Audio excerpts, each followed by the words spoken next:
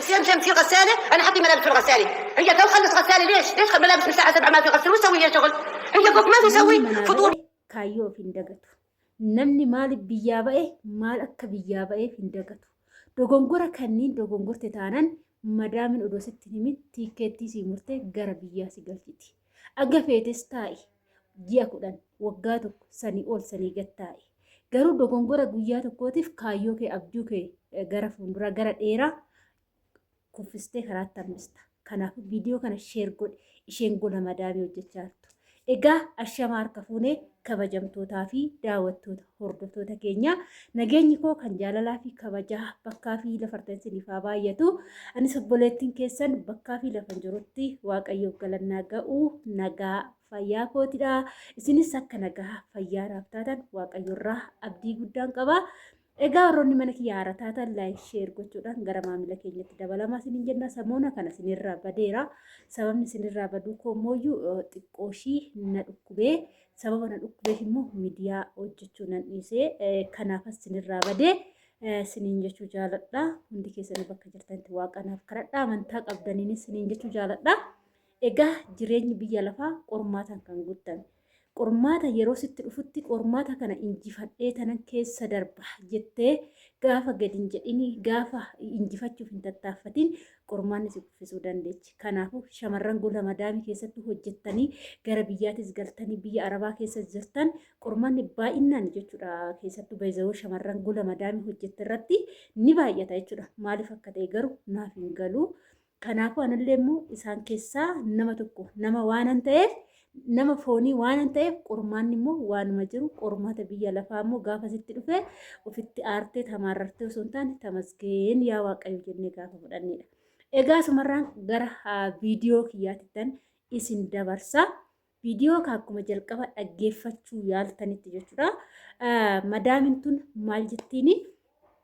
Ishee sa'aatii 11tti jechuudha. Irribaa hin kaati ganama.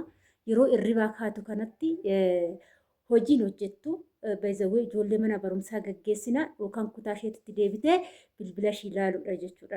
Rafteellee raftu. Yeroo madaamin irribarraa kaatu yookaan hojjettee hojiidhaa deebitutti dalagaan hin dalagamu, uffanni hin miicamu, manni siraatan hin qulqullaa'u. Kun immoo dogongoraa keenyadha jechuudha. Isin galee miti? Dogongora kanniin gaafa dogongortu fakkeenyaaf hojii yeroo hojiitii fi yeroon bilbilaa tokko yoo ta'e fakkeenyaaf ijoolleen tokko dogongora akkasii warroonni hojjetan jechuudha. Fakkeenyaaf bilbila qabachaa sa'aatii tokko dhaabbachaa koomentii barreessaa akkasumas immoo namoota janajjanaa barreessaa madaamin techa yookaan irrafti yookaan dalagaa deemti. Sa'aatiin immoo hin barara ni fiiga. Hojii kana yookaan dalagaa kana ammaan fixa jechaa bilbilli nu hataa yeroo bilbilli nu hatu bilbila irra dhaabbachaa barreessa keessattuu dhaabbannee teekistii hin barreessina yoo ta'e koomentii hin barreessina yoo ta'e laayivii tiktookii jala seenne taappi goona yoo ta'e yeroo keenya jechuudha kan nuti qisaasechaa jirru malee yeroo namaatii miti jechuudha. Kunniin immoo madaamidhaan walitti nu buusuu danda'a. Sababiin isaa dalagaa keenya san itti deebi'a. Fakkeenya muudannoo akkasii anis qaba.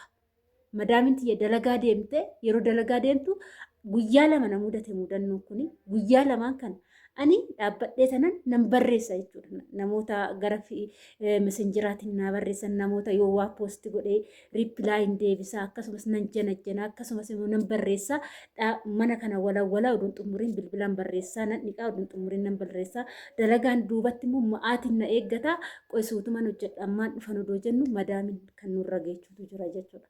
Inni kun immoo abjuu keenya isa abjuu gola madaamii kan Itoophiyaa irra gara biyya Arabaattis erge abjuu keessan maal si godha duubatti si ala hambisa jechuudha. Madaamonni qalbiin beekan.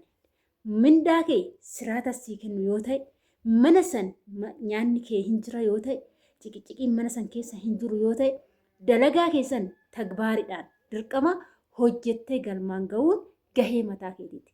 Erga madaamin takka mindaa kee gaafa jiini guute gaafa jiini ga'ee guyyaa tokko osoo hin dabarsin sii kennite dalagaa sanatis immoo akkasumatti eeggattee dalaguun dirqama. Dalagaan haasinitti baay'ata obboloota koo anamma waleen techan walee maal taate qinnistee namoonni hedduun jechuun waa'ee qal'inna kiyyaarrattis namoonni dubbatanii jirtu. Qal'achuun salphachuu miti. Sini galee qal'inni bareedina ijoollee dhugaan sinitti maanii amma ni qal'ina kiyyatti nan boona malee hin gaddu sababiin isaa fayyaa guutuu ta'een biyya kootti deebi'e. Sini galee miti yoon kana siniin jedhutti dalagaan humnaa ol natti baay'ata ture.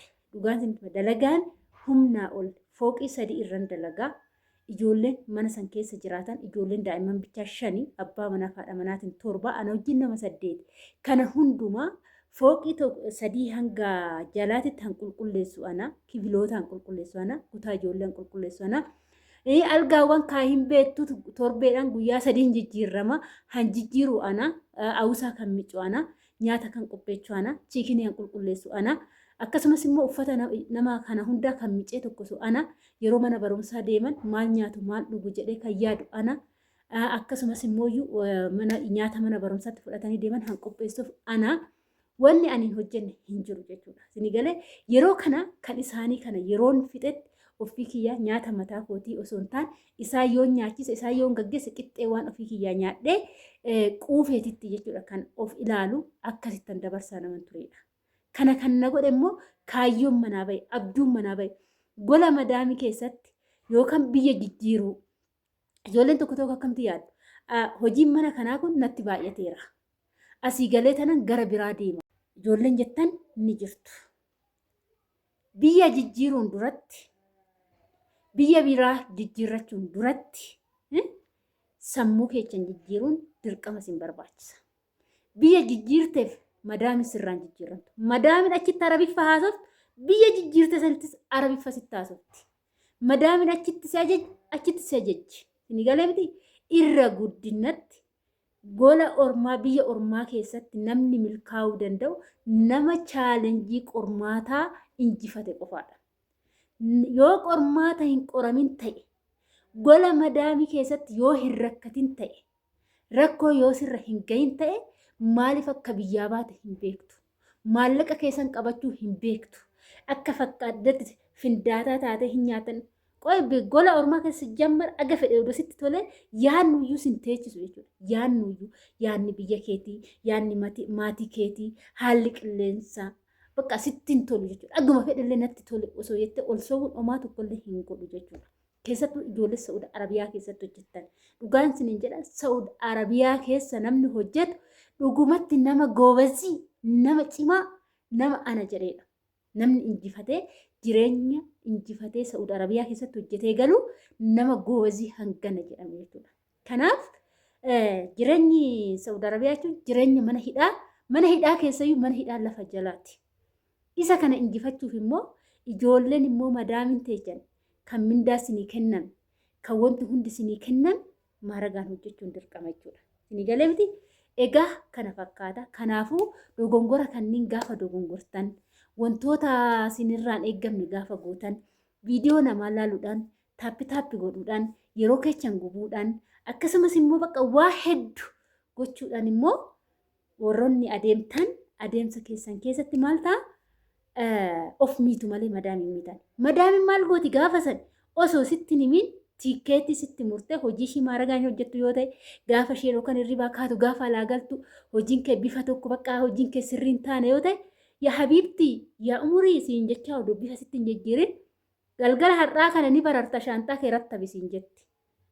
Abjuun kee kaayyoon kee lafatti hafee maaloo madaamitoo giiftii yaa tiikeettii kana narraa kaasan hojjechuun barbaadatte oduu luka ishee dhungatte irra siif hin deebitu jechuudha madaamin.